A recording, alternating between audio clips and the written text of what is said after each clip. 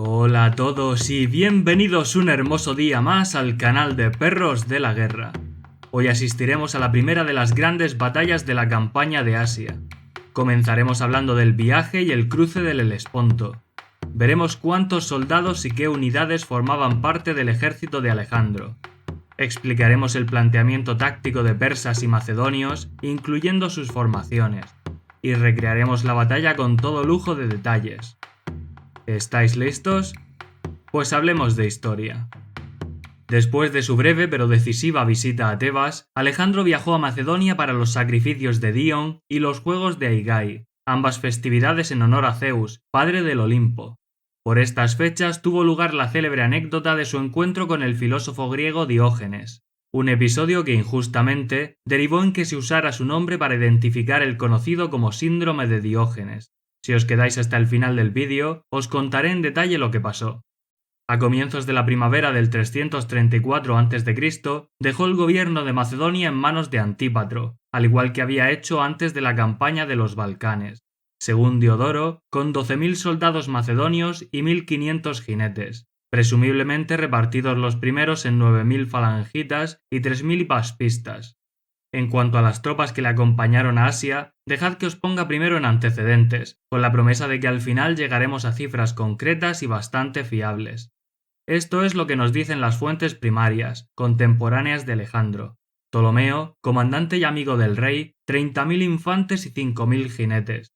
Aristóbulo, historiador que estuvo presente en la campaña, 30.000 infantes y 4.000 jinetes. Calístenes de Olinto, 40.000 infantes y 4.500 jinetes, y Anaxímenes de Lámsaco, 43.000 infantes y 5.500 jinetes. De las fuentes secundarias, Arriano, nuestra principal referencia, decía que los infantes no eran mucho más de 30.000 y que los jinetes eran más de 5.000. Tito Livio nos ofrece los números de Aristóbulo, quizás por ser los más reducidos, para así ensalzar la proeza de Alejandro. Y gracias a Dios, Diodoro aporta un desglose completo.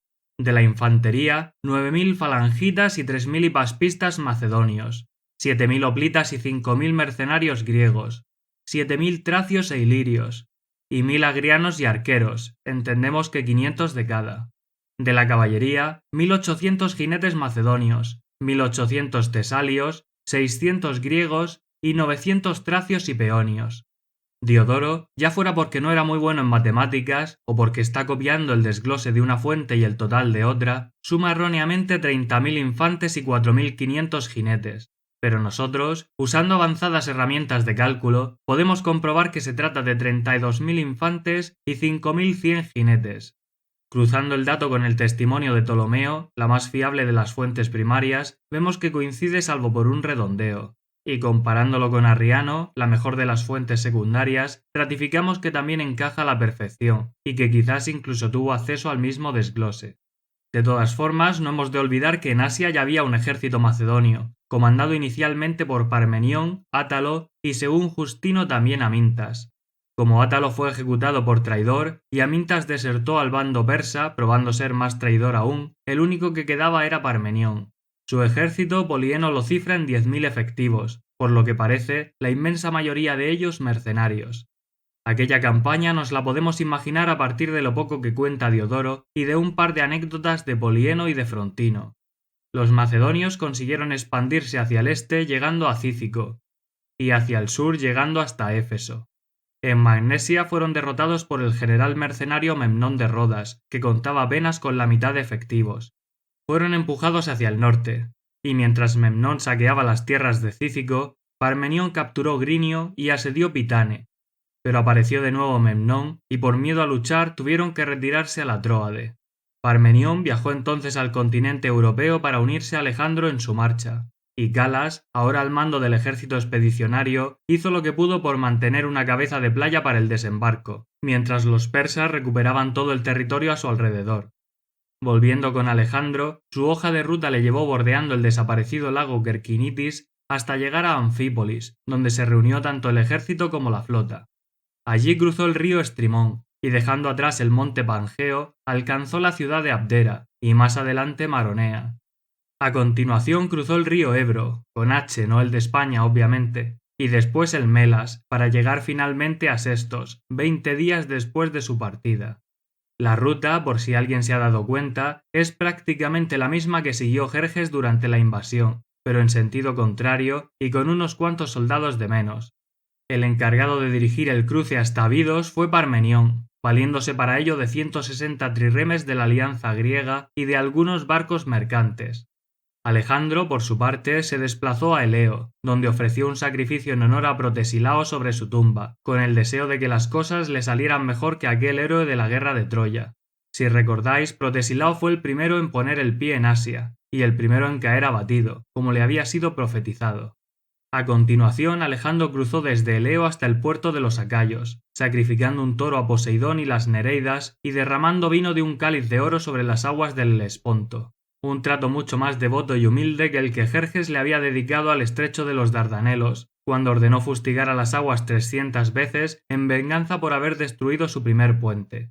Si queréis saber más, tenéis en el canal 6 capítulos y 4 horas de contenido sobre las guerras médicas. Arriano cuenta que Alejandro levantó altares a Zeus, Atenea y Heracles, tanto en el punto donde había embarcado como en el que había desembarcado, y también que visitó las ruinas de Troya. Allí dejó como ofrenda su panoplia, y tomó a cambio algunas de las armas consagradas que se conservaban desde los días de la legendaria guerra de Agamenón y Príamo. Por último, adornó la tumba del gran Aquiles con una corona dorada, y se dice que Festión hizo lo mismo sobre la de Patroclo, su amante, según algunos, o su gran amigo, según otros. No voy a entrar en el debate porque eso daría para un vídeo entero. En cualquier caso, al margen de supersticiones religiosas, estos actos formaban parte de una campaña propagandística, mediante la cual Alejandro quería afianzarse en la mente de todos como descendiente de Aquiles y como escogido por los dioses para el trono de Asia. Poco después se reunió con el ejército en Arisba, donde había acampado Parmenión tras desembarcar en las playas. Desde ahí su primer día de marcha le llevó hasta Percote, el segundo hasta el río Praxio, pasando por Lámsaco, y el tercero a Hermotos, vía Colonae. En el mapa he situado las dos últimas ciudades donde las veis, siguiendo el Atlas de Barrington, y a los pocos autores modernos que precisan esta parte de la ruta, pero ya os digo que no hay respaldo arqueológico para sus localizaciones. Fijaos que el avance macedonio no era hacia el sur, con el objetivo de las colonias griegas de la costa eolia y jónica, sino hacia el este, buscando un golpe directo a Dascilio, la capital de Frigia Lespóntica, con intención de provocar un enfrentamiento con el único ejército aqueménida en la región. Puesto que se estaba aproximando a territorio enemigo, envió hacia el río Gránico una partida de exploradores comandada por Amintas. Esta se componía de un escuadrón de caballería de compañeros, procedente de Apolonia y liderado por Sócrates, y 4 escuadrones de caballería ligera, o prodromoi. Los escuadrones se estima que tendrían entre 150 y 200 jinetes, por lo que habrían sido cerca de 1000 hombres en total. Después envió a Panegoro, de la caballería de compañeros, a capturar la ciudad de Príapo, que fue rendida por sus habitantes. No sabemos cuántos soldados tenía, pero sí que se hizo con el control de la desembocadura del río Gránico, en cuyas orillas se libraría la primera de las batallas en suelo asiático. Las tropas persas de Frigia estaban acampadas en las proximidades de Celea, e incluían, según Arriano, 20.000 jinetes y casi el mismo número de infantes, estos últimos mercenarios griegos. Algunos historiadores modernos reducen el número de jinetes a 10.000, que son los que indica Diodoro, pero Diodoro también da 100.000 infantes, que evidentemente es una patraña, así que no sé si tiene mucho sentido confiar en su recuento. De todas formas, sigue siendo más creíble que el de Justino, que decía que había 600.000 persas. La inmensa mayoría de historiadores modernos se adhieren a lo dicho por Arriano, aunque he encontrado un par de excepciones, y seguro que hay más.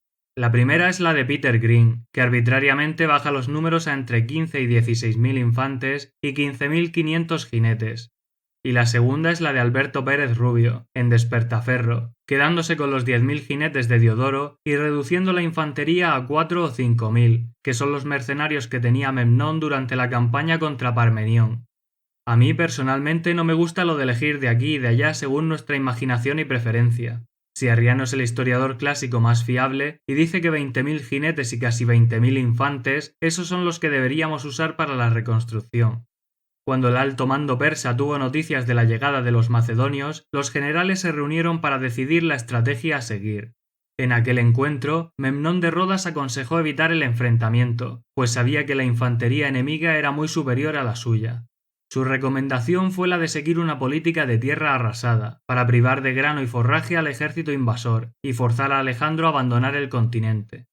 Arsites, que era sátrapa de Frigia Helespóntica, se opuso firmemente, alegando que no permitiría que se quemasen ni las casas ni las tierras de sus súbditos. El resto de nobles persas le apoyaron, acusando a Memnón de querer alargar la guerra. Siendo mercenario, cuanto más durase el conflicto, más tiempo estaría contratado, más aprecio le tendría Darío y mayor sería su fortuna. También cuenta Frontino que Alejandro había dejado intactas las tierras de Memnón en la Tróade, y que eso había hecho que los persas desconfiaran de él. Aunque Alejandro, en teoría, no había arrasado las tierras de nadie, ya que consideraba que aquello ya era parte de su reino, así que esto bien podría ser una dedición tardía de Frontino y no la realidad. En cualquier caso, la recomendación de Memnón era la mejor vía de acción según la práctica totalidad de analistas modernos, pero es muy fácil juzgarlo desde el sillón de nuestra casa. Una de las fuentes clásicas dice que Alejandro tenía provisiones para 30 días al inicio de la expedición. Cualquiera que fuese la cantidad que le quedaba, dejarle actuar libremente durante ese tiempo, viendo lo rápido que se movía, habría sido un suicidio político para Arsites. Imaginaos cómo habría reaccionado Darío al ver que sus tropas dejaban toda Frigia Helespóntica arrasada y en manos del enemigo sin siquiera luchar. Además, la ejecución de su plan no tenía garantías de éxito, ya que dependía de la capacidad de la flota fenicia y chipriota para cortar la llegada de suministros desde Europa, algo muy cuestionable, teniendo en cuenta que ni siquiera habían podido coordinar a sus fuerzas navales para molestar a los macedonios durante el cruce. Según Diodoro, Memnón también propuso desembarcar tropas en suelo griego para desviar la atención de Alejandro, otro plan que suena muy bien, pero que logísticamente no era nada fácil con el enemigo a las puertas. Siguiendo con Alejandro, el rey marchó hacia la orilla occidental del río Gránico en formación de batalla, la falange en una doble hilera, la caballería en los flancos, la caravana de suministros en retaguardia y una partida de exploradores en vanguardia. Esta la comandaba Egeloco, con la caballería de Sarisas y 500 efectivos de infantería ligera. Cuando los exploradores informaron de que los persas les esperaban en la otra orilla para impedir el cruce, se produjo un intercambio de pareceres entre Alejandro y Parmenión. El veterano oficial macedonio se convirtió en la voz de la razón y recomendó al rey acampar. Su superioridad en infantería garantizaba que el enemigo tuviera que pasar la noche alejado de allí, por miedo a un ataque nocturno, lo cual les daría vía libre para vadear el Gránico al amanecer antes de que los persas hubieran tenido tiempo de habituallarse y de volver a formar. También le previno contra un cruce extendido del río, ya que les dejaría a merced de la caballería enemiga, que podría concentrarse para atacar allí donde fueran más débiles y estuvieran más desordenados. Esto que supuestamente propuso Parmenión, en la versión de Diodoro fue exactamente lo que pasó. No hubo un cruce con oposición, sino un cruce y una batalla posterior.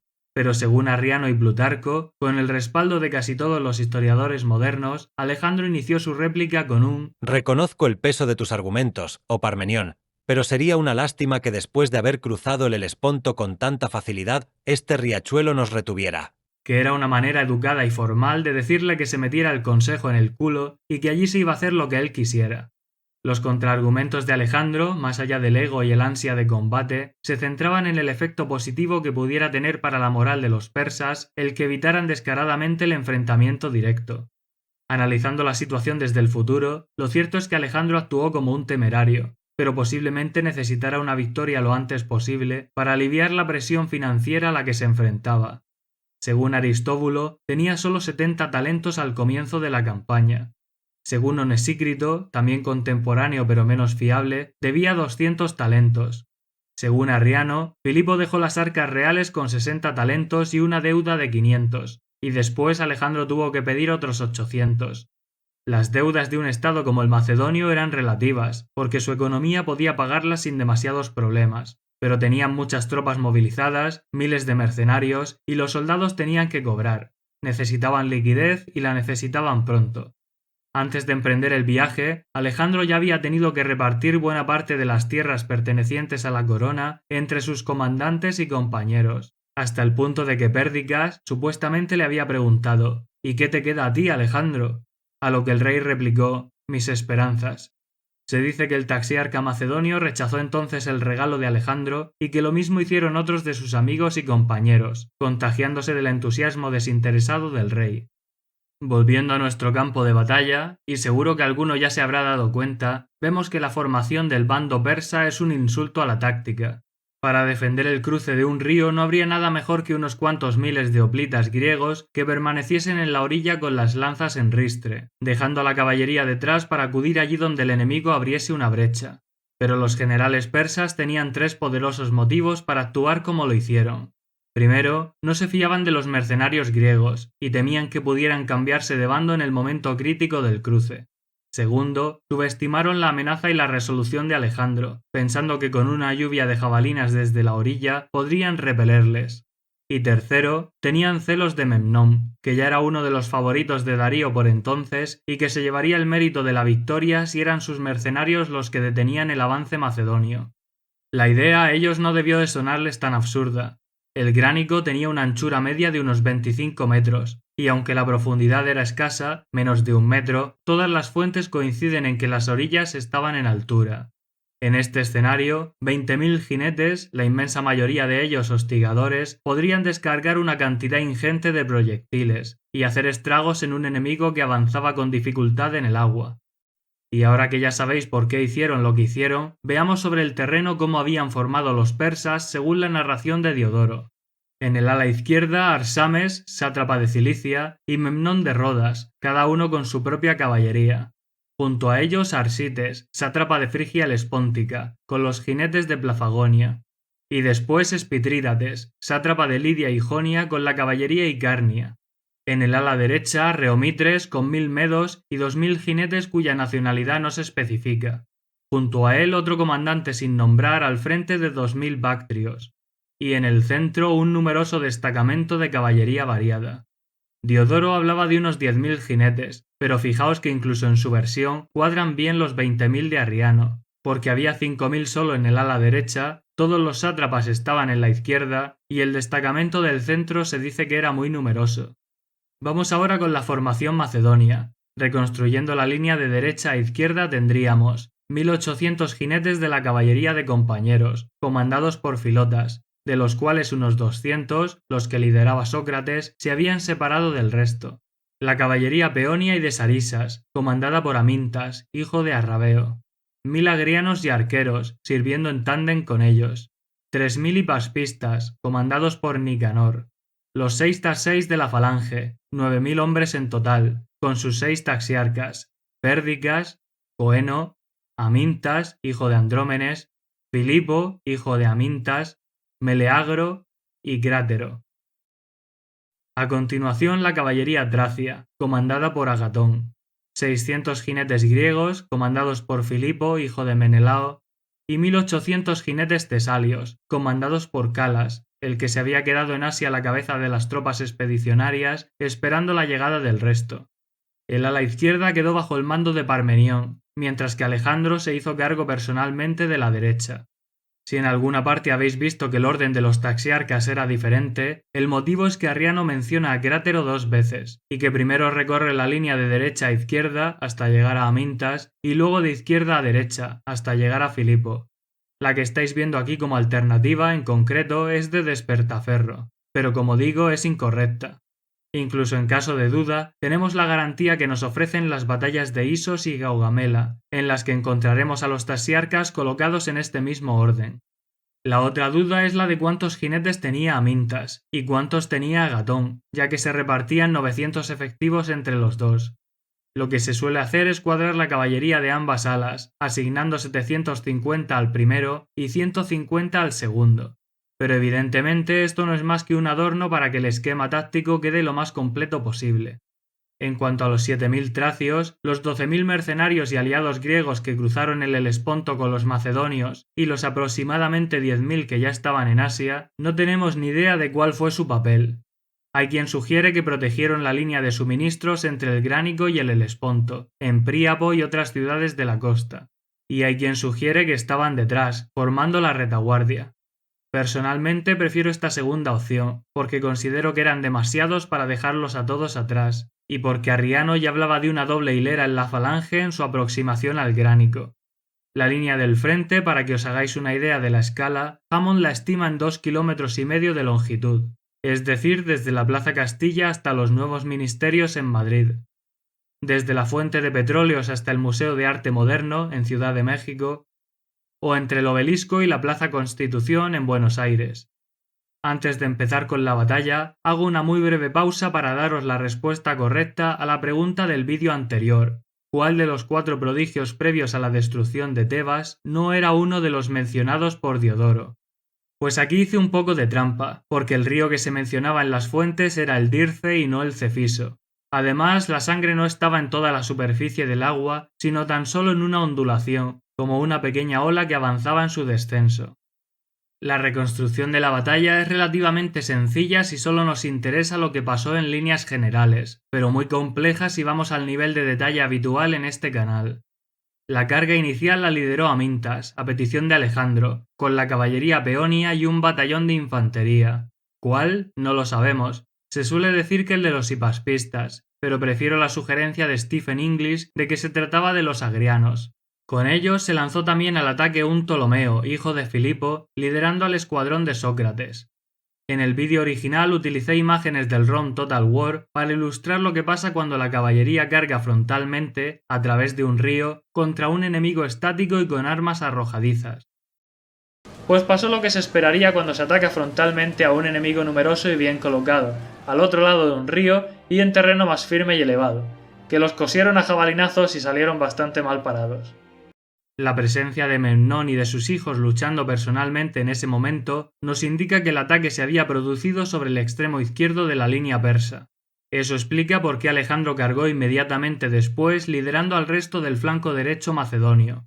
Lo que hizo fue flanquear la posición de los persas y golpearles mientras estaban distraídos con la carga inicial de Amintas y Ptolomeo. Arriano describe el avance macedonio como oblicuo, y esto se entiende mejor si recordamos lo empinadas que eran las orillas del río. Si solo había unos pocos puntos donde se hubiera acumulado suficiente grava para el ascenso, no podía cruzar todo el mundo al mismo tiempo. La línea debía desplazarse en diagonal para que todo el ejército pudiera eventualmente pisar tierra firme.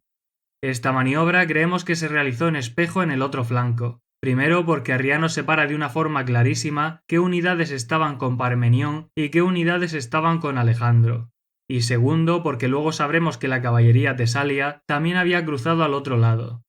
El motivo por el que no se dice nada sobre lo que sucedía en esa otra parte del campo de batalla debe ser que las fuentes primarias, en particular Ptolomeo, estaban en el derecho, con Alejandro, y se centran en lo que vieron personalmente. Además, ahí es donde se encontraban el rey de los macedonios, los sátrapas persas y Memnón de Rodas, todas las figuras principales. El poderoso ataque de Alejandro equilibró inicialmente la balanza, y se formó una melé en la que los jinetes lucharon cuerpo a cuerpo igual que si fueran infantes. Pero cuantos más escuadrones de caballería pesada macedonia alcanzaban la orilla oriental, más patente se hacía la diferencia entre el equipamiento de las dos fuerzas. Los persas con jabalinas, pensadas para ser arrojadas a distancia y con utilidad reducida en el cuerpo a cuerpo. Los griegos con lanzas fuertes, de madera de cornejo, pensadas precisamente para sacar partido en situaciones como aquella.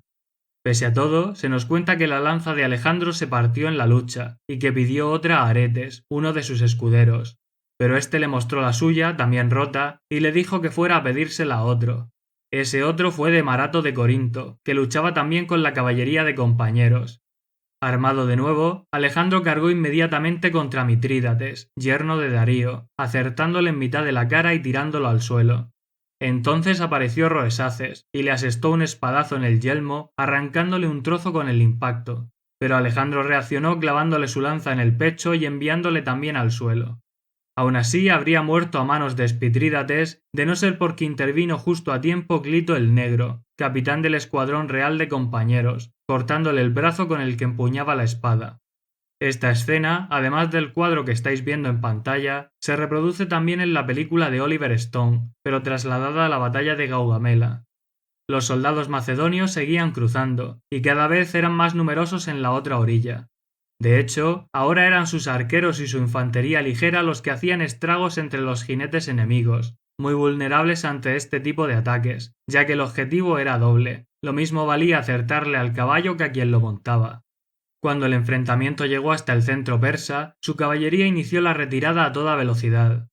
La presencia de los mercenarios griegos de retaguardia fue lo que impidió que su derrota fuese catastrófica, ya que Alejandro ordenó detener la persecución para lidiar con ellos. Arriano nos cuenta que la falange cargó frontalmente, mientras que la caballería les asaltaba por los flancos y la retaguardia, masacrándolos sin piedad. Según su relato, en el bando persa murieron 1000 jinetes y todos los mercenarios, salvo los 2000 que fueron hechos prisioneros y algún otro que consiguió escapar.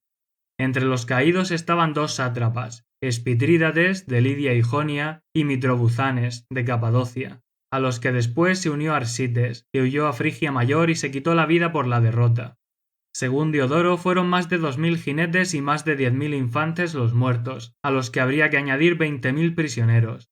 Y según Plutarco, murieron 2500 jinetes y 20.000 infantes. En el bando macedonio, Arriano lista entre los fallecidos a 25 jinetes de la caballería de compañeros, 60 jinetes de la caballería aliada y unos 30 infantes, mientras que Plutarco dice que fueron 9 jinetes de la caballería de compañeros y 25 infantes. Como va a ser costumbre en esta serie, me quedaré con las cifras de Arriano, que normalmente provienen de Ptolomeo y son más fiables.